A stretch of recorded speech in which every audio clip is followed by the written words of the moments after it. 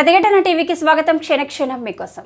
నందికొట్కూరు పట్టణంలోని ప్రభుత్వ వైద్యశాలలో ఆదివారం రాత్రి కురిసిన వర్షంతో చుట్టుపక్కల ఉన్న పొలాల్లోని వర్షపు నీరు ప్రభుత్వ వైద్యశాల ప్రాంగణంలో చేరి చెరువును తలపిస్తుందని సోమవారం సిపిఐ పట్టణ కార్యదర్శి ఎం శ్రీనివాసులు, సిపిఐ జిల్లా నాయకుడు రఘు రామమూర్తి ఆరోపించారు. ఈ సందర్భంగా వారు మాట్లాడుతూ నియోజకవర్గ ప్రజలు మెరుగైన వైద్య సదుపాయం కోసం ప్రభుత్వ వైద్యశాలకు వచ్చే వారికి వైద్యశాల ప్రాంగణంలో నీరు చేరడం వల్ల తీవ్ర ఇబ్బందులు ఎదుర్కొంటున్నారని విమర్శించారు.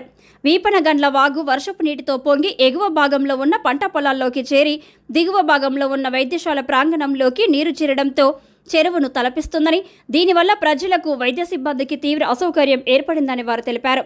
ఉన్నతాధికారులు నీటిని పంపించేందుకు తక్షణమే చర్యలు తీసుకొని నూతనంగా కాలువలు నిర్మించి ప్రజలకు వైద్య సిబ్బందికి సౌకర్యం కల్పించాలని వారు డిమాండ్ చేశారు.